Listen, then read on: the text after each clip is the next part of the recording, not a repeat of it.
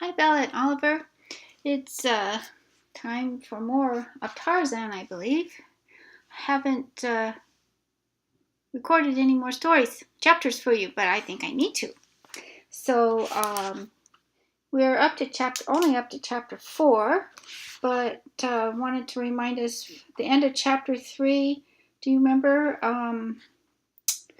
Alice had died and left Clayton alone with a little baby, and he was very upset. So we shall begin. Chapter 4 is called The Apes. And actually, before we begin, I wanted to comment that Edgar Rice Burroughs, when he wrote this book over 100 years ago, didn't always have behavior as we know it for the apes and the gorillas and the different families, animal families. A lot more has been discovered in the last century on the different classifications of animals and such. So we know that he's writing fiction, and I mean, I teased you in the beginning, is it true or not? Well, we know it's fiction. This book is, but so just keep in mind he takes a lot of license when he talks about the different animals throughout the book. Okay, now really we'll get started. In the forests of the tableland, a mile back from the ocean, old Kerchak the ape was on a rampage of rage among his people.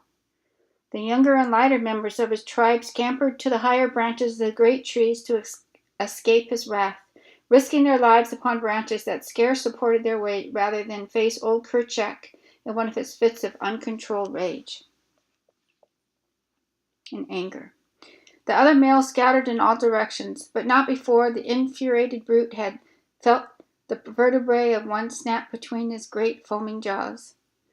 A luckless young female slipped from an insecure hold upon a high branch and came crashing to the ground almost at Kerchak's feet. While the wild screamed, he was upon her, tearing a great piece from her side with his mighty teeth, and striking her viciously upon her head and shoulders with a broken tree limb until her skull was crushed to jelly. And then he spied Kayla, who, returning from a search for food with her young babe, was ignorant of the state of the mighty male's temper until suddenly the shrill warnings of her fellows caused her to scamper madly for safety. But Kerchak was close upon her, so close that he had almost grasped her ankle, and had she not made a furious leap far into space, from one tree to another, a perilous chance which apes seldom, if ever, take, unless so closely pursued by danger that there is no alternative. She made the leap successfully, but as she grasped the limb of the further tree, the sudden jar loosened the hold of the tiny babe where it clung frantically to her neck, and she saw the little thing hurled, turning and twisting, to the ground 30 feet below. With a low cry of dismay, Kayla rushed headlong to its side, thoughtless now of the danger from Kerchak. But when she gathered the wee, mangled form to her bosom, life had left it. With low moans, she sat cuddling the body to her, nor did Kerchak attempt to molest her. With the death of the babe, his fit of demoniacal rage passed as suddenly as it had seized him. Kerchak was a huge king ape, weighing perhaps 350 pounds. His forehead was extremely low and receding, his eyes bloodshot, small and close, set to his coarse, flat nose. His ears large and thin, but smaller than most of his kind. His awful temper and his mighty strength made him supreme among the little tribe into which he had been born some 20 years before. Now that he was in his prime, there was no simian in all the mighty forest through which he roved that dared contest his right to rule, nor did the other and larger animals molest him. Old Tantor, the elephant, alone of all the wild savage life, feared him not, and he alone did Kerchak fear. When Tantor trumpeted, the great ape scurried with his fellows high among the trees of the second terrace. The tribe of anthropods, over which Kerchak ruled with an iron hand and barred fangs, numbered from 6 or 8 families, each family consisting of an adult male with his wives and their young, numbering in all some 60 or 70 apes. Kayla was the youngest wife of a male called Tablat, meaning broken nose, and the child she had seen dashed to death was her first, for she was but 9 or 10 years old. Notwithstanding her youth, she was large and powerful, a splendid, clean-limbed animal with a round, high forehead, which denoted more intelligence than most of her kind possessed. So, also, she had a greater capacity for mother love and mother sorrow. But she was still an ape, a huge, fierce, terrible beast of a species closely allied to the gorilla, yet more intelligent, which, with the strength of their cousin, made her kind the most fearsome of the awe-inspiring progenitors of man. When the tribe saw that Kerchak's rage had ceased, they came slowly down from their retreats and pursued again the various occupations which he had interrupted. The young played and frolicked among the trees and bushes. Some of the adults lay prone upon the soft mat of dead and decaying vegetation which covered the ground, while others turned over pieces of fallen branches and clods of earth in search of the small bugs and reptiles which formed a part of their food. Others, again, searched the surrounding trees for fruits, nuts, small birds, and eggs. They had passed an hour or so thus, when Kerchak called them together, and with a word of command to them to follow him, set off toward the sea. They traveled for the most part upon the ground, where it was open, following the path of the great elephants, whose comings and goings break the only roads through those tangled mazes of bush, vine, creeper, and tree. When they walked, it was with a rolling backward motion, placing the knuckles of their closed hands upon the ground and swinging their ungainly bodies forward. But when the way was through the lower trees, they moved more swiftly, swinging from branch to branch with the agility of their smaller cousins, the monkeys. And all the way Kayla carried her little dead baby hugged closely to her breast. It was shortly after noon when they reached a ridge overlooking the beach, where below them lay the tiny cottage which was Kerchak's goal. He had seen many of his kind go to their deaths before the loud noise made by the little black stick in the hands of the strange white ape who lived in that wonderful lair, and Kerchak had made up his brute mind to own that death-dealing contrivance and to explore the interior of the mysterious den. He wanted very, very much to feel his teeth sink into the neck of the queer animal that he had learned to hate and fear. And because of this, he came often with his tribe to reconnoiter, waiting for a time when the white ape should be off his guard. Of late, they had quit attacking or even showing themselves, for every time they had done so in the past, the little stick had roared out its terrible message of death to some member of the tribe. Today there was no sign of the man about, and from where they watched they could see that the cabin door was open. Slowly, cautiously, and noiselessly they crept through the jungle toward the little cabin. There were no growls or fierce screams of rage. The little black stick had taught them to come quietly, lest they awaken it. On and on they came until Kerchak himself slunk stealthily to the very door and peered within. Behind him were 2 males, and then Kayla, closely straining the little dead form to her breast. Inside the den they saw the strange white ape laying half across the table, his head buried in his arms, and on the bed lay a figure covered by a sailcloth, while from a tiny rustic cradle came the plaintive wailing of a babe. Noiselessly Kerchak entered, crouching for the charge, and then John Clayton rose with a sudden start and faced him.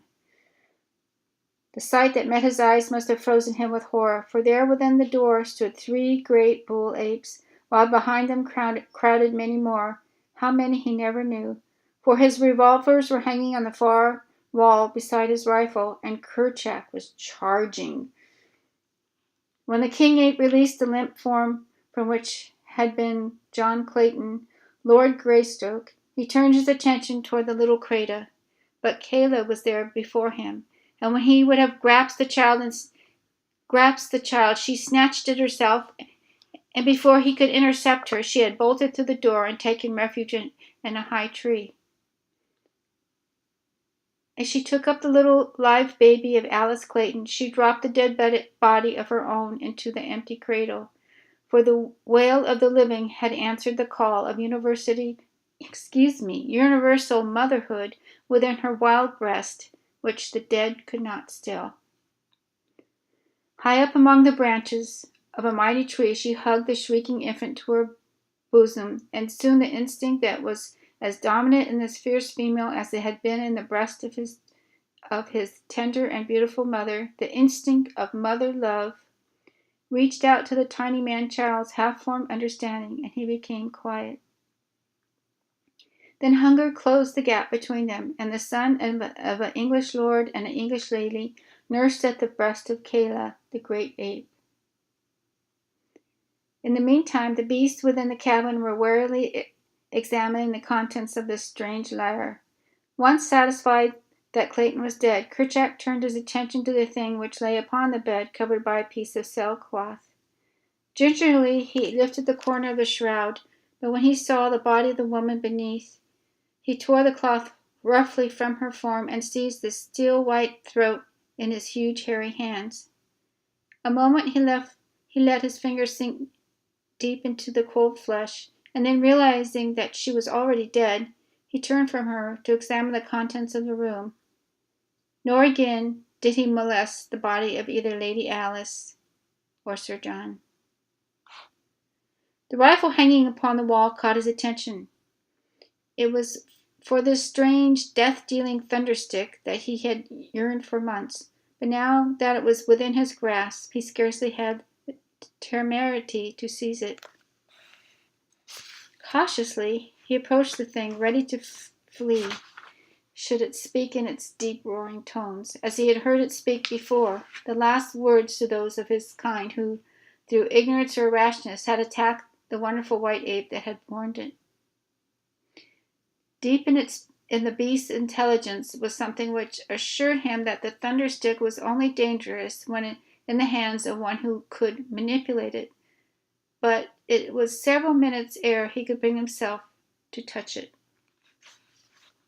Instead, he walked back and forth along the floor before it, turning his head so that never once did his eyes leave the object of his desire. Using his long arms as a man uses crutches, and rolling his huge carcass from side to side with each stride, the great king ape paced to and fro, uttering deep growls, occasionally punctuated with the ear-piercing scream, than which there is no more terrifying noise in the jungle. Presently he halted before the rifle. Slowly he raised a huge hand until it almost touched the shining barrel, only to withdraw it once more and continue his hurried pacing. It was as though the great brute, by this show of fearlessness, and through the medium of his wild voice, were endeavoring to bolster up his courage to the point which would permit him to take the rifle in his hand. Again he stopped, and this time succeeded in forcing his reluctant hand to the cold steel, only to snatch it away almost immediately and resume his restless beat. Time after time this strange ceremony was repeated, but on each occasion with increased confidence, until finally the rifle was torn from its hook and lay in the grasp of the great brute. Finding that it harmed him not, Kerchak began to examine it closely. He felt of it from end to end, peered down the black depths of the muzzle, fingered the sights, the breech, the stock, and finally the trigger. During all these operations, the apes who had entered sat huddled near the door watching their chief, while those outside strained and crowded to catch a glimpse of what transpired within. Suddenly, Kerchak's finger closed upon the trigger. There was a deafening roar in the little room, and the apes beyond the door fell over one another in their wild anxiety to escape. Kerchak was equally frightened, so frightened, in fact, that he quite forgot to throw aside the author of that fearful noise, but bolted for the door with it tightly clutched in one hand. As he paused through the opening, the front sight of the rifle caught upon the edge of the in-swing door with sufficient force to close it tightly after the fleeing ape. When Kerchak came to a halt a short distance from the cabin and discovered that he still held the rifle, he dropped it as he might have dropped a red-hot iron, nor did he again essay to recover it. The noise was just too much for his brute nerves, but he was now quite convinced that the terrible stick was quite harmless by itself if left alone. It was an hour before the apes could again bring themselves to approach the cabin to continue their investigations, and when they finally did so, they found that the door was closed and so securely fastened that they could not force it. The cleverly constructed latch which Clayton had made for the door had sprung as Kerchak passed out, nor could the apes find means of ingress through the heavily barred windows. After roaming about the vicinity for a short time, they started back for the deeper forest and the higher land from whence they had come. Kayla had not once come to earth with her little adopted babe, but now Kerchak called to her to descend with the rest, and as there was no note of anger in his voice, she dropped lightly from branch to branch and joined the others on their homeward march. Those of the apes who attempted to examine Kayla's strange baby were repulsed with bared fangs and low mincing growls, accompanied by words of warning from Kayla. When they assured her that they meant the child no harm, she permitted them to come close, but would not allow them to touch her charge. It was as though she knew that her baby was frail and delicate, and feared lest the rough hands of her fellows might injure the little thing. Another thing she did, and which made traveling an onerous trial for her. Remembering the death of her own little one, she clung desperately to the new babe with one hand whenever they were upon the march. The other young rode upon their mothers' backs, their little arms tightly clasping the hairy necks before them, while their legs were locked beneath their mother's armpits. Not so with Kayla. She held the small form of the little Lord Greystock tightly to her breast, where the dainty hands clutched the long black hair which covered the portion of her body. She had seen one child fall from her back to a terrible death, and she would take no further chances with this. And that's the end of chapter 4. And we see Tarzan is introduced to his new family. Of course, they don't call him Tarzan yet, but we know that's what his name's going to be. So, that's the end of chapter 4, and we'll read more soon. Love you lots. Bye-bye for now.